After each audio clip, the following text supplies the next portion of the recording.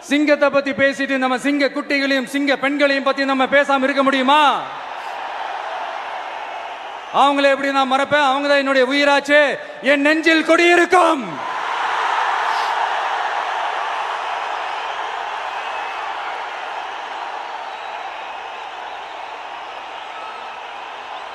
என்னுடைய தோழர்களுக்கும் தோழிகளுக்கும்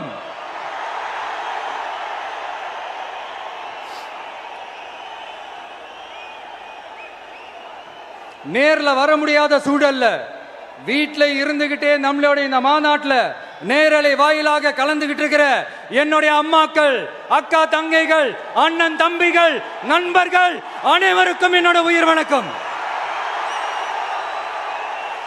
என்னோட உயிர் வணக்கம். என்னோட உயிர் வணக்கம்.